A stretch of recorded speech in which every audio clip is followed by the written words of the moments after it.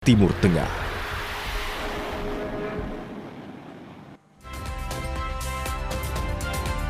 Saudara, peluang berakhirnya konflik Amerika Serikat dan Iran kembali terbuka setelah Trump dikabarkan siap membuka blokade Selat Hormuz usai kesepakatan dengan Iran selesai dibahas.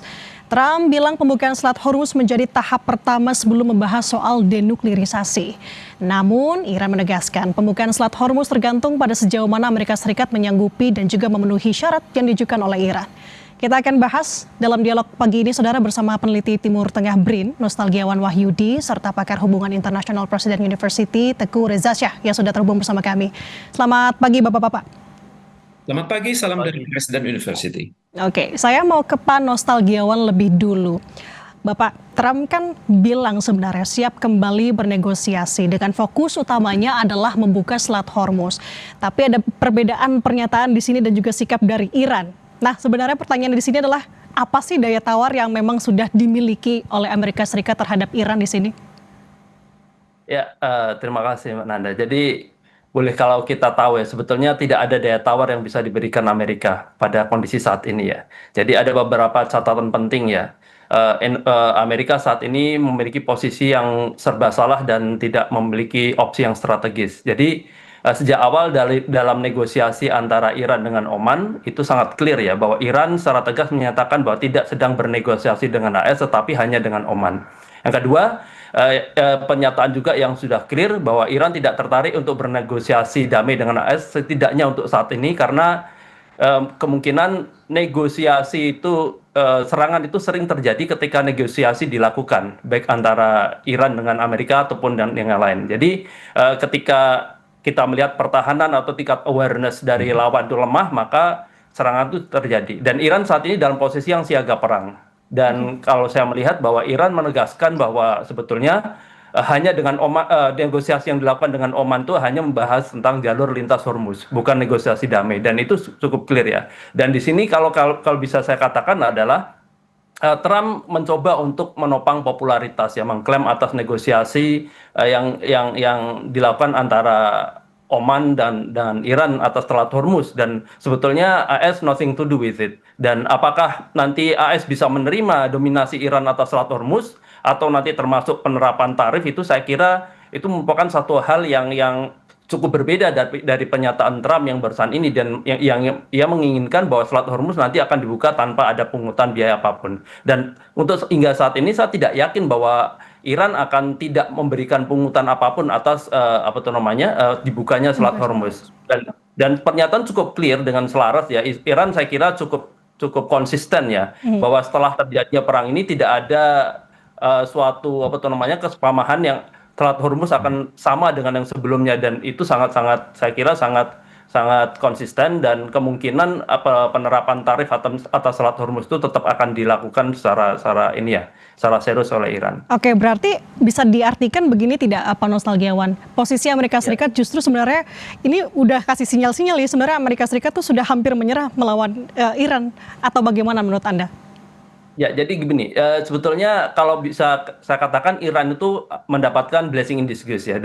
Kita tahu dalam perang 6 bulan ini, satu, keuntungan dominasi arah negosiasi itu tidak berada pada Amerika Serikat, tetapi berada pada Iran. Jadi Iran sampai saat ini tidak bisa didikte. Yang kedua, ketahanan militer ya. Iran tidak melemah serangkaian serangan besar yang seperti yang diungkapkan oleh Trump, yang dijanjikan oleh Trump. Jadi akan serangan hebat yang akan menghancurkan Iran. Ternyata Iran sampai saat ini bisa memberikan balasan cukup kuat. Yang ketiga, dominasi atas Selat Hormuz sekarang masih ditentukan oleh Iran. Jadi gerakan kapal perang Amerika Serikat misalnya untuk memasuki jalur energi Selat Hormuz, maka akan direspon dengan serangan militer. Dan di sini kita bisa melihat bahwa jalur energi tidak memberikan ruang sedikit atas kendali AS, dan kendali atas Hormuz tetap ada pada Iran. Itu menjadi kartu truf. Dan dari sini kita juga melihat bahwa ada keberuntungan dari Iran, yaitu keretakan dalam negeri AS. Jadi arah perang yang semakin tidak jelas, inflasi, tekanan ekonomi, amunisi rudal berteknologi tinggi yang menipis, sehingga serangan yang dilakukan harus menggunakan serangan langsung dengan manusia ya.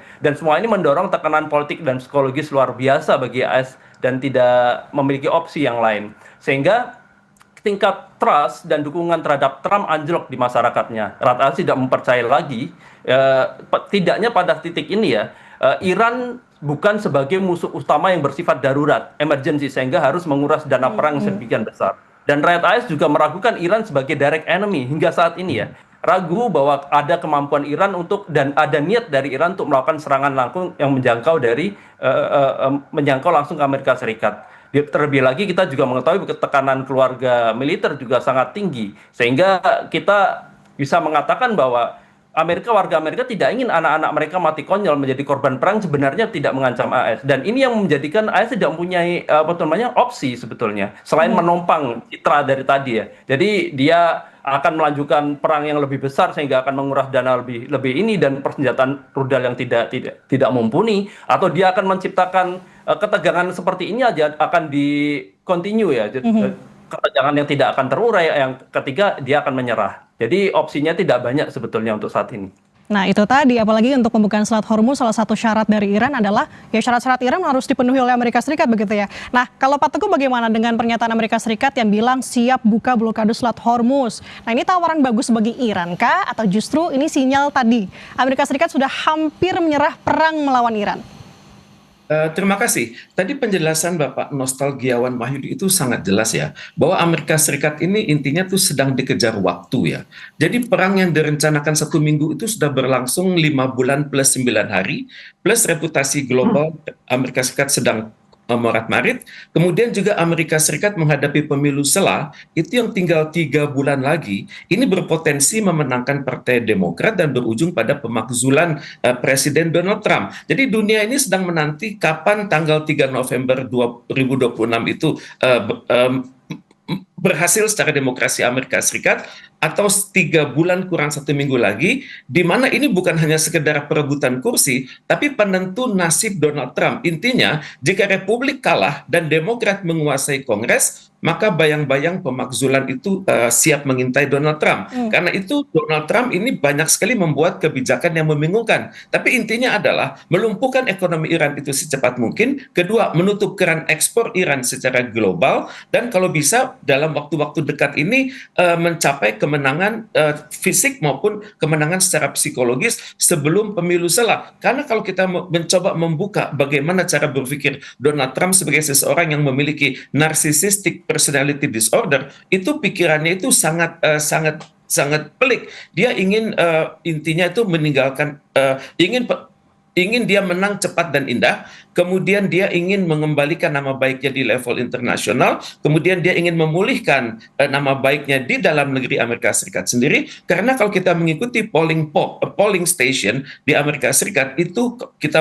merujuk kepada The Economist, kita merujuk juga kepada New York Times, kita merujuk juga kepada CNN Poll Tracking, dan juga Gallup News, itu intinya sama. Approving rate Donald Trump itu sudah sangat turun, itu bergerak antara 33 sampai 38% saja, dan penolakan atas Donald Trump itu bergerak antara 58% sampai 63%. Jadi kalau begitu reputasi dia semakin turun, dan juga inflasi semakin menekan, dan juga pertanyaan dari dalam negeri, kapan perang ini berakhir? Jadi ini ada dalam benak Amerika Serikat, karena itulah Donald Trump banyak sekali membuat kebijakan yang sedang membingungkan. Kalaupun bagi Iran, Hormuz dan nuklir itu ada sesuatu hal yang tidak boleh Anda pertanyakan pada kami, itu menyangkut kedaulatan kami. Demikian. Oke, tapi dengan sikon yang tadi disampaikan oleh Pak Teguh, kan kita melihat dan juga membaca psikologis yang terjadi pada Trump, begitu beberapa kali Amerika Serikat melunak, tapi kemudian kembali menyerang Iran.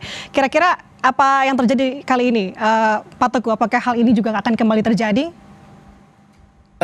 Trump itu sudah melakukan blokade itu setidaknya 2 kali ya. Pertama itu tanggal 13 April, itu blokade itu dilakukan saat perundingan dia dengan perundingan secara tidak langsung itu gagal. Kemudian juga blokade lagi pada tanggal 14 Juli. Itu dilakukan oleh Centcom. Yang ketiga ini kemarin sore, di mana dia mengatakan akan menutup blokade. Dan untuk itu kan kita masih bingung juga. Karena kalau menurut Iran, kesepakatan dia dan Amerika Serikat itu tidak ada. Yang ada adalah urusan saya dengan Oman, menyangkut koordinat mengenai rute pelayaran baru di Selat Hormuz. Dan itu sudah sangat jelas. Dan untuk itu juga Iran mengatakan bahwa dalam perundingan kami dengan Oman itu, akses kepada kami itu lebih besar, karena kalau kita lihat dalam perundingan antara Iran dengan Oman tersebut, itu kan ada proposal dari Oman yang mengatakan kita perlu melakukan mekanisme dengan mengambil model dari Selat Malaka. Kemudian juga proposal Oman kedua adalah 50-50, Anda di pihak Anda dan kami di pihak kami. Tapi Iran mengatakan ini urusannya sangat berat karena berpotensi jalur tengah itu akan digunakan buat menyerang kami. Nah, jadi untuk itu perundingan ini memang menurut Iran itu semakin mendetail, semakin akan sampai ke ujung, tapi belum tuntas karena mereka masih berpikir nanti bagaimana dengan jalur utara dan jalur selatan. Karena bagi Iran itu oke lah, jalur selatan itu lewat Anda, tapi nanti prosesnya itu dari saya. Dan ini kan yang masih. Berarti masih ada celah untuk Iran di situ ya, makanya Iran masih bersiaga dengan tadi kesepakatan masih belum sampai titik, padahal sudah melihat ini kayaknya ujungnya nih, tapi masih ada celah untuk Iran, makanya Iran masih belum menyetujui. Tepat sekali. Jadi saya pikir kalau urusan Iran dengan Oman ini tuntas dan Iran mendapat dukungan dari negara-negara yang selama ini diberikan kewenangan, keleluasan untuk bergerak di Hormuz, maka barangkali Iran bisa setuju. Tapi masalahnya adalah jangan ada tekanan dari Amerika Serikat. Saya perhatikan bahwa dukungan sudah mulai ada dari negara-negara yang diuntungkan dengan prospek melunaknya posisi Iran, yakni Cina, Rusia, India, Pakistan, Irak, kemudian masuk Thailand, Bangladesh, dan Malaysia. Tampaknya mereka sudah sangat berharap agar Iran melunak, tapi tentunya Iran mengatakan bagaimana mungkin kami melunak kalau kapal-kapal Amerika Serikat masih ada di luar kami. Jadi untuk itu urusannya masih pelik, dan saya pikir kalau Donald Trump ini bisa murka, ya kita bisa perhatikan ya ekonomi dunia akan tidak jelas karena saya perhatikan dampaknya sudah kelihatan, walaupun pesan kedamaian sudah dibuat oleh Amerika Serikat, namun krisis energi dan pasar itu belum selesai, dan kemudian kisaran minyak masih bergerak terus antara 82,21 per barrel, itu mungkin menaik ataupun mungkin turun sampai mencapai level 77,8 sesuai dengan West Texas Intermediate atau WTI. Tapi saat ini tren minyak global itu menurun sekitar 6% ya, walaupun sempat mengalami fluktuasi tajam akibat ketidakpastian. Tapi bagaimanapun dunia tersebut masih menunggu dengan tegang, terutama sekali kalau kita berbicara tentang energi, ekspor, kemudian recovery, kemudian bagaimana dengan alternatif logistik, karena semua serba tidak pasti. Demikian. Oke, saya mau ke Pak Nostalgiawan menanggapi tadi juga pernyataan dari Pak Teguh. Kalau kita melihat kan sejauh ini masih bersikeras juga ya Iran. Sebenarnya gampang kalau untuk membuka Selat Hormuz adalah dengan Amerika Serikat menyanggupi syarat yang diajukan oleh Iran kepada Amerika Serikat. Pertanyaannya kenapa kemudian ini menjadi sulit, Pak Nostalgiawan? Apakah memang persyaratan ini masih persyaratan lama kok sebenarnya, atau memang ada persyaratan baru yang diajukan Iran kepada Amerika Serikat? Ya, sebetulnya lebih pada tidak ada titik temu ya. Jadi kalau kita lihat kalau kita ingin membaca Amerika memang sangat fluktuatif, tapi bacaan itu bisa kita lihat dari bagaimana konsistensi Iran terhadap Selat Hormuz ya. Jadi memang secara tegas seperti yang saya katakan tadi bahwa Selat Hormuz tetap akan diberlakukan tarif, dan nuklir memang tidak akan bisa dinegosiasikan. Itu dulu sampai sekarang itu belum pernah berubah. Yang selalu berubah adalah tekanan dari Amerika Serikat, dan saya kira ini menjadi tolak ukur ya. Ketika kita melihat itu bahwa statement Trump hari ini dengan adanya konsistensi dari Iran itu sendiri, terlebih dari Iran, saya kira tidak akan, seperti yang saya katakan, tidak akan melepas Selat Hormuz ya, dominasi mereka atas Selat Hormuz. Ini sangat penting, dan kemungkinan akan mencapai titik temu itu Selat Hormuz secara free itu memang agak sulit, kecuali temporer ya, misalnya dalam jangka 6 bulan tuh free, selanjutnya nanti akan ada tarikan-tarikan tuh bisa. Namun kalau yang perlu kita cermati di sini adalah apakah perang ini juga akan negosiasi ini benar-benar clear. Saya kira perlu kita cermati perang jangka panjang yang dilakukan oleh Iran itu sekarang satu persatu menunjukkan strategi yang cukup tepat. Dalam arti kemungkinan besar tekanan Iran terhadap Amerika tidak memberikan ruang negosiasi terhadap Amerika mungkin sampai November. Jadi Iran berkepentingan untuk melakukan suksesi terhadap Amerika, memberikan peluang bagi Demokrat untuk menang. Jadi namun kita harus juga bisa melihat bahwa apa yang dilakukan AS itu tidak berhenti sampai sini. Jadi saya membaca ada sesuatu manuver ya, manuver yang akan dilakukan AS di kawasan. Pertama, adanya fakta pertahanan Pakistan, Arab Saudi dengan Turki. Saya tidak yakin bahwa fakta pertahanan ini berlangsung secara normal, tetapi saya meyakini bahwa fakta pertahanan ini dilakukan oleh Amerika dengan mendorong Saudi untuk memperluas fakta pertahanan dengan dengan Pakistan dan juga Turki.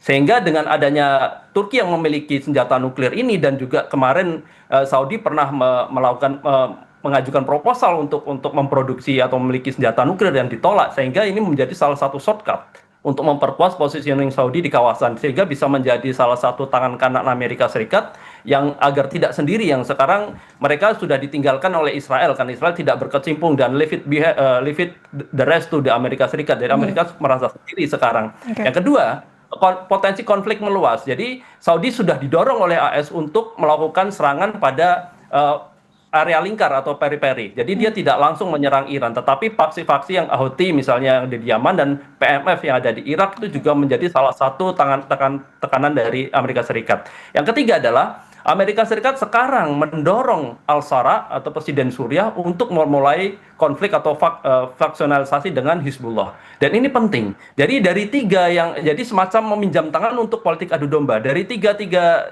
serangan ini saya kira AS mencoba untuk menggali cara-cara lama untuk memberikan politik kekacauan di Timur Tengah sekaligus untuk melakukan pelemahan terhadap Iran. Dan strategi AS ini sangat berbahaya ya, dan akan menggali potensi kawasan yang semakin amburadul nanti ya. Dia meniru Iran untuk menciptakan semacam tekanan multifront. Dia mengarahkan negara-negara yang dia kuasai yang bisa didikte seperti Saudi dengan Suriah untuk tidak, mereka enggan untuk melakukan serangan langsung terhadap Iran, tetapi mereka berpotensi untuk menekan proksi itu. Dan ini setelah mungkin ketika perang Iran dan Amerika berakhir, konflik ini kemungkinan malah tidak akan berakhir, dan ini menjadikan suatu bencana yang sangat luar biasa, dan ini merupakan kejahatan yang cukup serius saya kira. Dan Timur Tengah akan menjadikan lebih kacau dari tadi. Dan apakah Hormuz akan semakin terbuka, akan terbebas? Itu akan menjadi sebuah pertanyaan besar. Kemungkinan malah akan semakin tertekan dan juga akan berlarut-larut, dan opsi yang paling memungkinkan adalah bagi Iran adalah mempertahankan konstan tekanan ini hingga pada bulan November nanti akan diharapkan terjadi pemerintahan atau kekuasaan di Amerika Serikat, maka opsi-opsi untuk damai kemungkinan malah bisa terjadi dibandingkan dengan Republika.